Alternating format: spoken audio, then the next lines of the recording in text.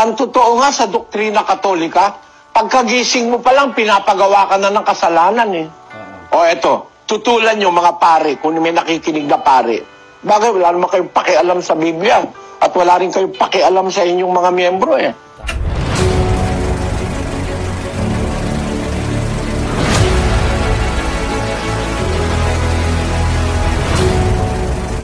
Magandang araw po muli sa inyong lahat mga kaibigan at mga kababayan. Narito na naman po tayo dito sa ating programang Expose the Truth. Binabati ko po kayo mga kaibigan sa oras na ito. Lahat-lahat ng mga nakaantabay dito sa ating programa. Maraming salamat po sa inyong lahat. Isang komento po ang gusto ko pong bigyan ng pansin dito mga kaibigan.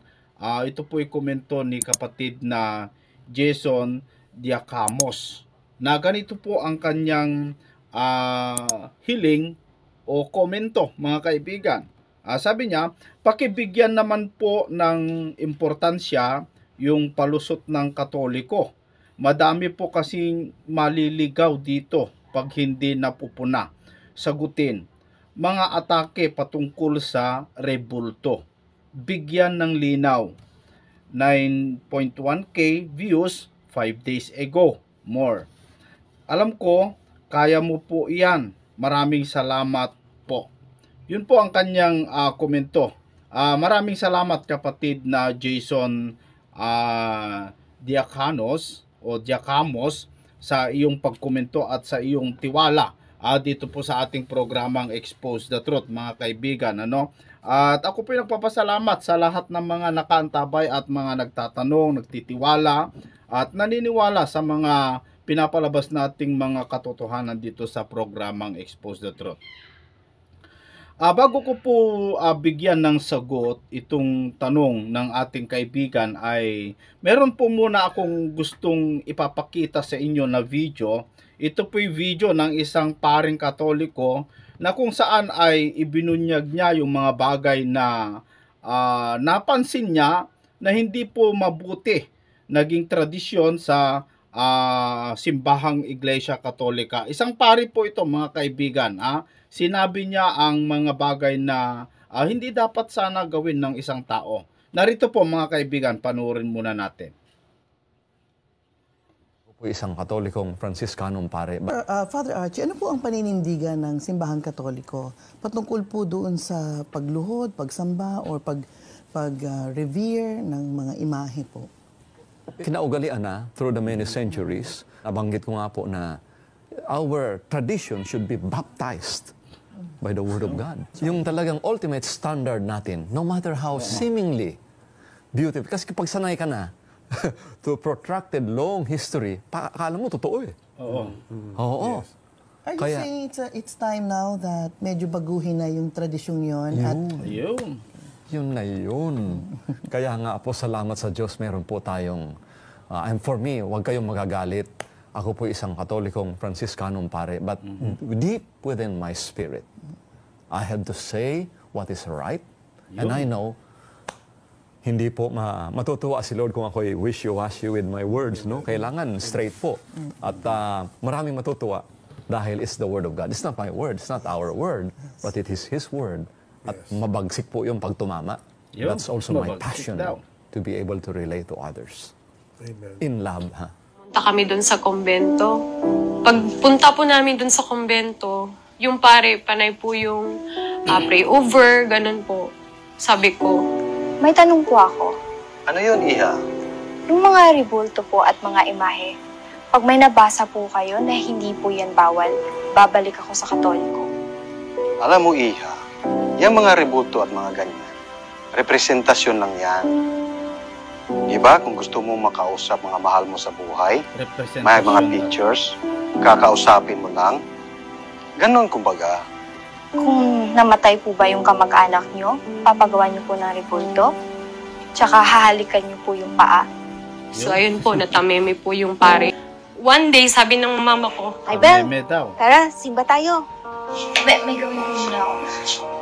parang naubusan na po ako ng reasons na hindi magsimba. Nung andun na po kami ng mama sa gate na simbahan ng Katoliko, sabi niya, "Oh, ba't ayaw mo pumasok?" pero alam ko po na alam niya na natatakot lang po siyang magsabi sa akin kasi natatakot din po siya sa papa ko. Sabi ko, ma, hindi na po ako Katoliko. Sabi niya, halika na, pumunta na tayo sa loob. Ako naman, tinalikuran ko na siya. Pag pumunta ka sa simbahang Katoliko, mas nagkakasala ka. Kasi sumasamba ka sa Diyos-Diyusan. Bawal lang Diyos yun eh. Lumuhod ka sa mga ginawa ng kamay ng tao. Bawal yun eh. Kahit ano pang sabihin ni Cardinal Tagle, ni Francisco. Ang totoo nga sa doktrina Katolika, pagkagising mo pa lang, pinapagawa ka na ng kasalanan eh.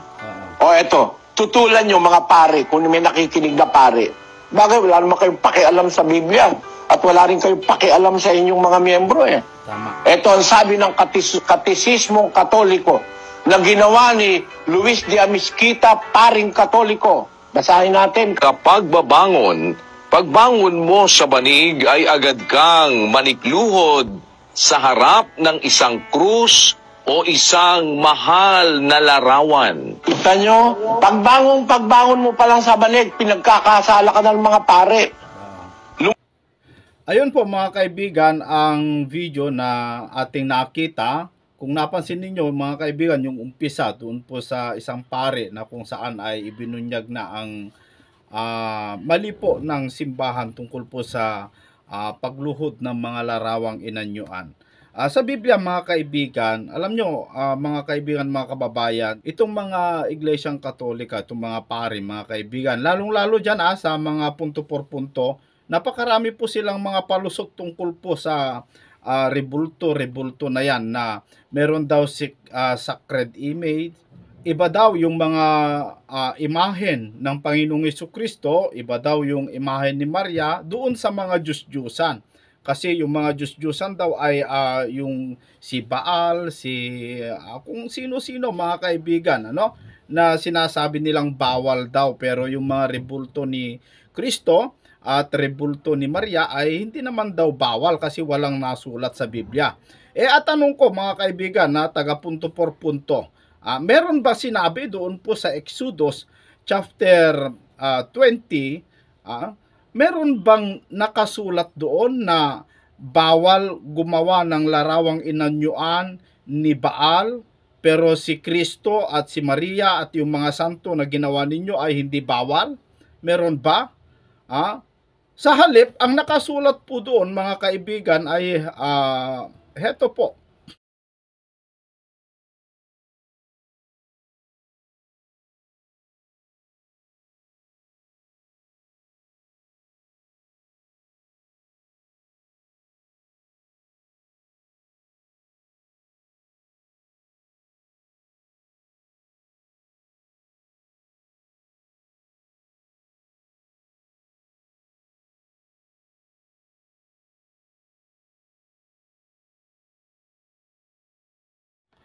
Ang liwanag doon po sa nakasulat na huwag kang gagawa ng larawang inanyuan na anumang wangis, kahit anong wangis, anong anyo na nasa langit, nasa lupa at nasa ilalim ng lupa at sa ilalim ng dagat o tubig mga kaibigan. Bawal kahit anong anyo, miski anyo ng mga anghel, anyo ng kerubin, anyo ng araw, bituin, buwan, ano pa mang mga anyong klase na nasa langit, sabi, nilahat po yan huwag kang gagawa ng larawang inanyuan sa anumang wangis. Yung salitang anumang wangis, anumang klaseng nilalang, mga kaibigan, bawal po, no? Miski larawan ni Kristo, kung meron man. Pero tiyak na tiyak ko po, mga kaibigan, hindi nyo po alam kung ano po yung larawan ni Kristo na sinasabi ninyo, yung larawan na pinapakita ninyo, hindi naman yan ang larawan ni Kristo Miski yung larawan ni Maria, hindi naman yan mga kaibigan at mga kababayan. So, ito mga palusot lang ng mga pare, lalong-lalo dyan sa punto por punto, sila Cabornok. Marami pong palusot nila. Pero itong pare, mga kaibigan, itong pare na nagsalita, mga kaibigan, na yung ginagawang pagluhod sa mga larawang inanyuan, dahil yan po ay naging practice lang Sabi niya, practice lang yan, at dahil naging practice yan, akala mo, totoo na. So, ibig sabihin, itong paring ito, alam na alam niya na hindi po totoo yung ginagawa ng mga pare na lumuhod. Kung napansin niyo yung tanong ng isang nagtestimonya na babae, kung meron kang namatay na kamag-anak, pinapagawan mo ba ng larawang inanyuan o rebulto, tapos hinahalikan ng paa? Iba kasi yung respeto doon sa pagsamba. Kapag niluluhuran mo na yan, binibigyan mo ng bulaklak, pagsamba na yan, mga kaibigan at mga kapatid, no? Napakarami po kasi mga kaibigan na sinasabi itong mga Iglesia Katolika, itong mga pare, lalong-lalo yung taga punto por punto, si Cabornok doon po sa Factbuster, no? Mga kaibigan, napakarami po silang palusot na akala mo ay talagang tama naman, pero pag tinignan mo sa Biblia, tulad na lamang po yung yung pagdarasal sa mga patay. Yan po ay hindi po biblical, wala po yan sa Biblia Isang aral ng mga pare yung ipagdasal mo yung mga patay.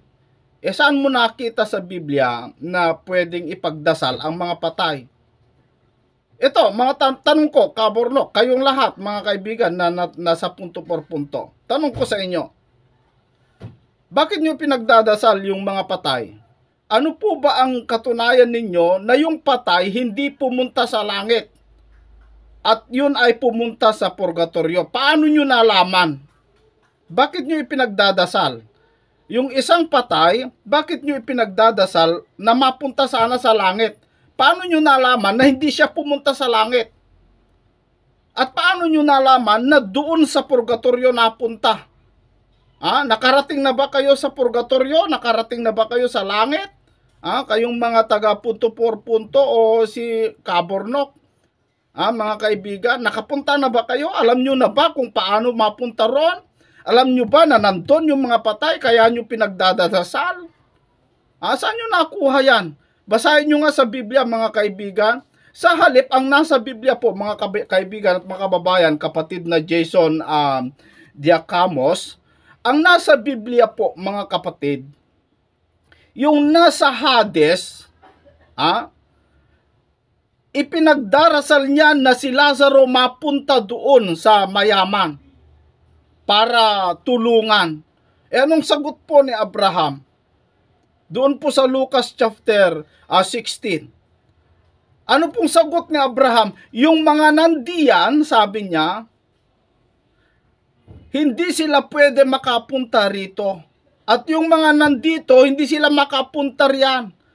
Bakit? Sapagkat mayroon pong nakapagitan o mayroon pong malaking bangin na nakasara. Kaya hindi po makapunta yung nasa bosom of Abraham at doon po sa Hades o sa purgatorio na sinasabi ninyo. Hindi mga kaibigan. Tapos pinagdadasal ninyo yung mga patay para mapunta sa langit. Paano nyo nalaman nandun sa purgatorio? At ito pa, mga kaibigan at mga kababayan, ang doktrina po ng mga pare o Iglesia Katolika, mayroon yung tinatawag na venial sin at saka mortal sin. Bakit wala pa akong nakita na namatay na pinasok sa simbahan na hindi pinagdasal? Ibig sabihin, pag pinagdasal mo yan, yan ay ang kasalanan po lamang po niya ay venial sin, hindi po mortal sin.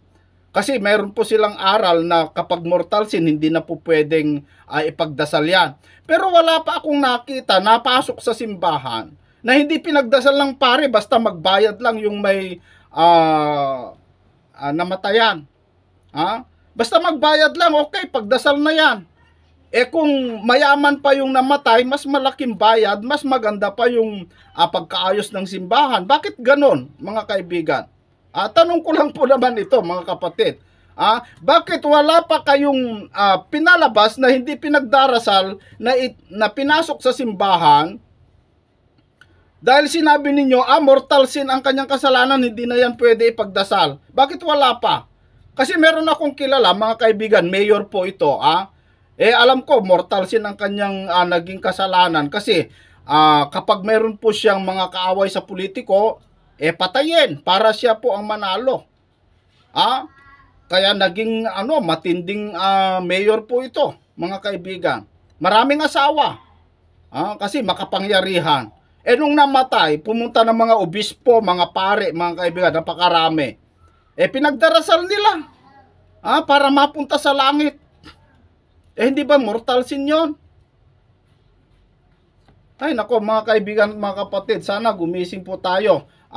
Yung sinabi nga ng isang pare na sana mabago na po ang tradisyon ng mga Iglesia Katolika ng ganyan. Ulitin natin na panoorin, mga kaibigan.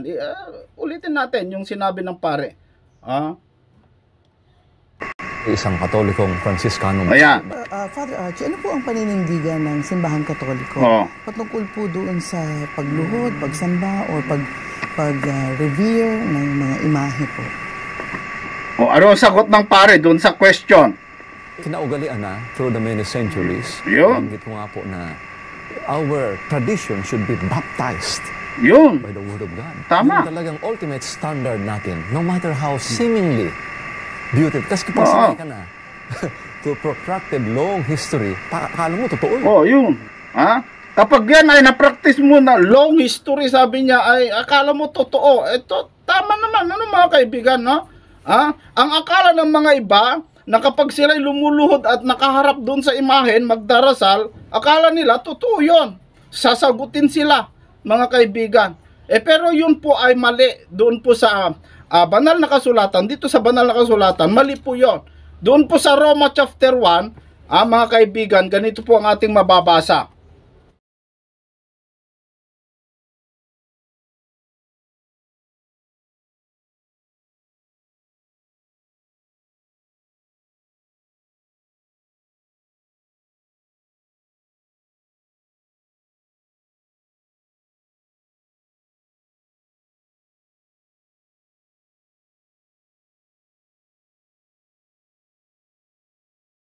So ayan, napakalinaw, mga kaibigan. Ang tao, instead na ang Panginoon ang kanilang sambahin, hindi, kundi yung ginawa.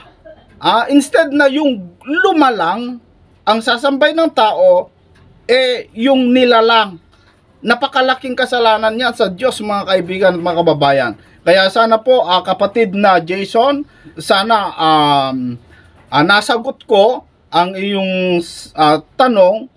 Kung hindi man, mga kaibigan, mga kababayan, kung hindi man nasagot ng tama, tuloy lamang po kayong makinig dito sa mga pinapalabas kong video. Mas marami po kayong matutunan dito. Huwag nyo na lang kasi pansinin, mga kaibigan, yung mga palusot ng mga Katoliko. Yung si Moises daw, gumawa ng kerubin, gumawa daw ng kaban ng tipan. May dahilan bakit siya gumawa. Dahil inutusan ng Diyos. Itong mga kaibigan, hindi naman inutusan ng Diyos na gumawa ng kerubin. Sila lang naman ang gumawa ng kerubin. Tapos panay ang luhod. Yung mga ribulto na ginawa ninyo, wala naman salita ng Diyos yan. Hindi nga umiimik yan. Mga kaibigan, bakit panay luhod kayo ng luhod dyan? Kaya lang naman lumuhod si Joshua doon po sa kaban ng tipan dahil andun ang presensya ng Diyos. Wala naman sa mga rebultong presensya ng Diyos. Kasi ang salita ng Diyos nasa mga tao na po, nasa mga sumusunod sa Diyos. Kasi yung puso mo, doon po inilagay ang kasulatan o ang tipan ng Diyos. 2 Corinthians chapter 3 verse 3. Napakalinaw, mga kaibigan, ano? Nakasulat na sa tapyas ng pusong laman ang salita ng Diyos. So nasa puso na. Unang Korinto kapitulo 3 versikulo 16. Ano sabi? So tayo na po ang templo.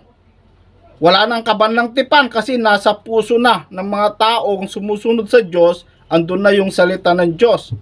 Ikaw na ang templo, mga kaibigan, mga kababayan. So sana maliwanag po sa atin, mga kaibigan, magbasa po tayo ng banal na kasulatan. Hanggang sa muli po mga kaibigan, maraming salamat po sa inyong panunood dito sa ating programa. Tuloy lamang po kayo mga kaibigan. At huwag nyo pong kaligtaan mag-subscribe, ganun din mag-follow din po sa Facebook account po natin. Nandyan lang naman po yung link ng ating Facebook account dyan po sa description mga kaibigan. Maraming salamat po sa inyong lahat.